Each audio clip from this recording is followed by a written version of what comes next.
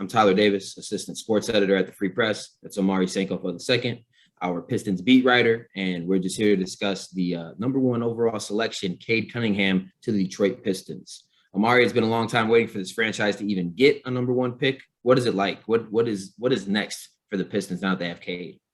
Yeah, well, I think everybody's excited. Of course, the fan base is excited. The Pistons are excited. It was as Trey Weaver said a couple of days ago, it was a huge honor for the franchise to be able to move up and get the number one pick.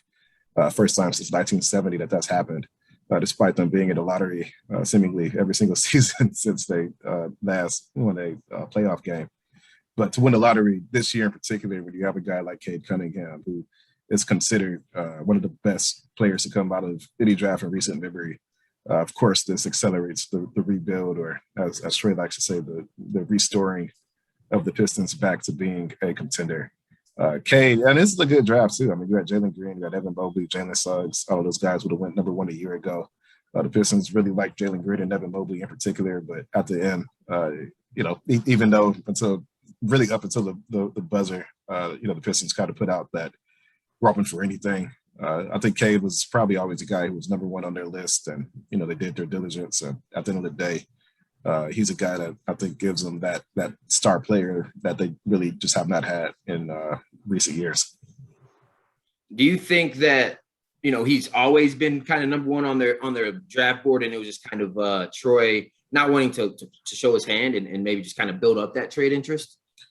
I think Cade's been number one on their board, pretty much since the lottery. I think that the gap between Cade and Jalen Green and Mobley really wasn't that big, which is why I think they were open to moving down, and that's why they worked everybody out.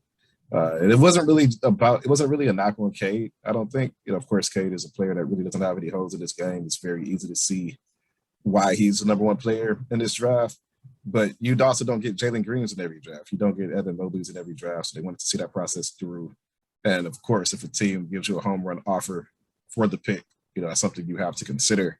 Because if you can get Jalen Green or Evan Mobley with a bundle of assets, then 3-4 years down the line, maybe that could, exceed just taking Cade in value. So they didn't want to rule anything out. But at the end, taking the best player, I think that's just hard to beat, right? You have a guy that projects pretty well as an all-NBA guy. It's just tough to come up with an offer that's better than that, especially if you have the second or third pick and you could just take a guy that would have went number one last year. Like number two or number three in this year is better than having the first pick in last year's draft. That is also hard to give up. So in the end, I think for the Pistons, this is the best situation for us. It's a really good one. And we're just going to go with what appears to be the best option on paper. So even if the Rockets just love Cade and they're willing to pull out all stops, it would take some type of massive trade. Our being the Rockets, our present top 5 pick, maybe a future lottery pick, and one or two young projectable players. I think it would have been something around the lines of that. I think for the Pistons, you have to give up Cade. You have to get either one of Jalen Green and Evan Mobley and something on top of that. And if you're Houston, you just gave up assets to get off of the Westbrook deal not too long ago. Who are you giving up to close that gap? They own a future Pistons first-round pick, which if you're rebuilding, you probably just want to keep that first-round pick. You have Christian Wood, who the Pistons, of course, they passed on to sign Jeremy Grant a year ago. They have Jayshawn Tate, who was, I believe, first-team all-rookie. He's a good piece, but do you want to give up a guy who was just first-team all-rookie? He was either first or second-team all-rookie. I have to go back and check. But either way, he did make an all-rookie team, so he's a really good piece. You have John Wall, but, of course, the Pistons aren't going to take on that much salary. And Cleveland the same way. I think they had a bigger treasure chest that they could offer for the pick, potentially.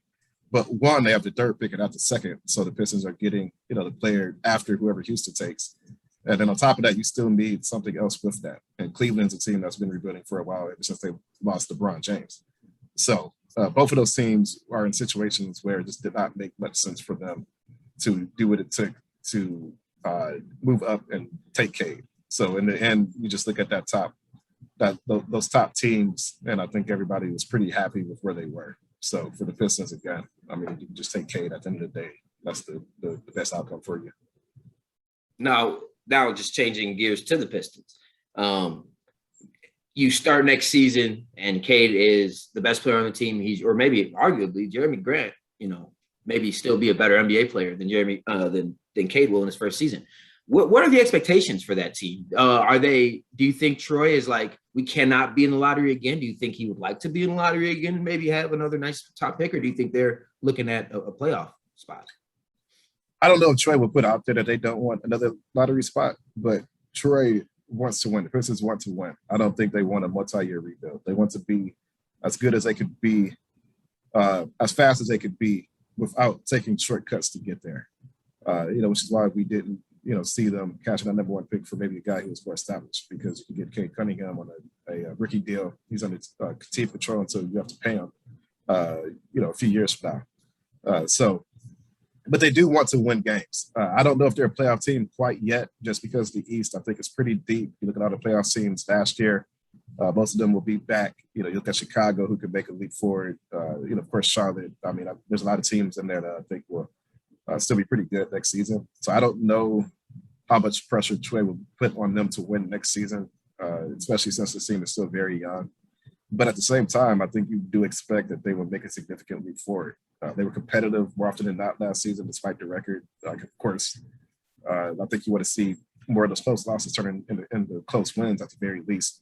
And you want to see some substantial progress. I think if they were to make a playoff game next year, a play-in game next year, I think that would, of course, be a really good sign, especially when you have Cade as a rookie and most of the rest of your young core are only in their second or third season. So that's a pretty good situation. So they definitely want to make a step forward next season. Like, I don't think they want to be in a situation where they're picking number one again next year, unless, of course, you have like the 14th pick and you just get extremely lucky. But they definitely want to see some progress next season. This isn't a situation where, you're going to be trying to lose games or anything like that. They definitely want to win. They want to see some progress. So I'd assume by Cade's second season, we would expect them to certainly be in a conversation to make the playoffs pretty comfortably. And to kind of piggyback on that point, I mean, you got the whole team's timeline isn't exactly next year. You expect a step forward for Sadiq Bey and Isaiah Stewart, but to think, we have talked about this previously, you and I, the East is deeper than people think. It may not be as top heavy as the West, but it's going to go pretty deep. So one thing I think that is maybe the biggest question I have is, how do you think Cade fits next to Killian? I know you just picked the best player available, but is there concern about how those two can play, how they can share the floor together? I think Cade fits next to Killian because Cade can fit next to just about anybody because of anything that they can't do. Now, as for how Killian fits next to Cade, I think you're going to definitely want to see Killian take some big steps forward next season. He's going to have to shoot the ball a lot better for sure. I think his defense was pretty good last season for a rookie. You certainly want him to be able to, defend again pretty well next year. But offensively, he's got to be able to play without the ball in his hands. I think that's the biggest priority for him this summer. And that's something that the Pistons even worked with him on last year, playing him next to, Derrick Rose, of course, Blake Griffin early on. Blake Griffin has the ball in his hands a lot. And then later in the season, after they traded for Corey Joseph, Killian was playing next to Corey Joseph a good bit. We even saw Killian playing next to Saban Lee a little bit. So, it's, something that Killian already has NBA experience in.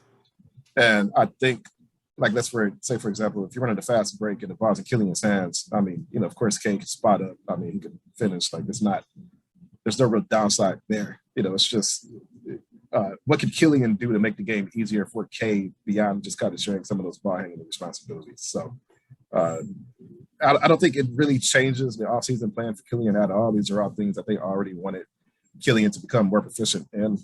Dwayne Casey always talks about the value of having multiple ball handlers on the floor.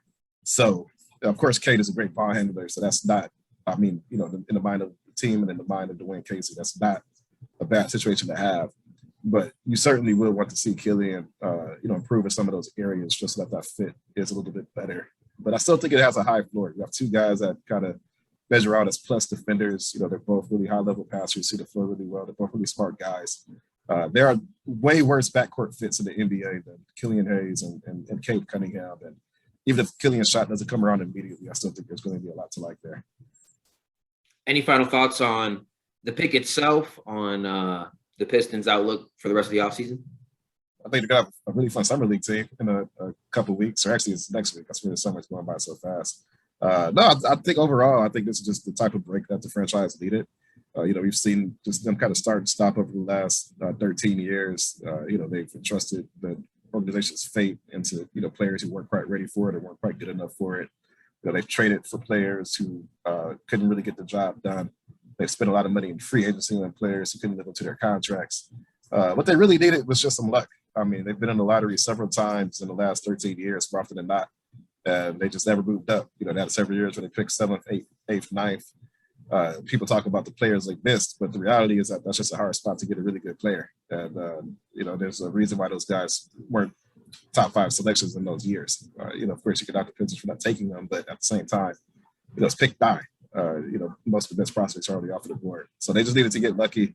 They finally had a year where they had the second best odds, and they finally moved up and got the guy that they needed. So, I think this kind of simplifies things for them going forward. That doesn't mean that's going to be an easy road from here, but at the very least, I think you look at this roster. You see Isaiah Stewart and Sadiq Bey. You see Killian Hayes. You have some auxiliary pieces around that. Of course, Jeremy Grant has some all-star consideration last season.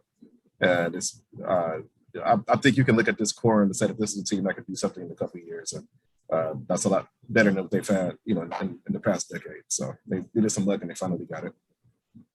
It's exciting times in the Motor City, man. I might have to go down there and check out a game for sure now that Cade's in town. At least that's the word. So, Omari, appreciate the time, man. I know you're going to be a busy man the rest of the night. No, absolutely.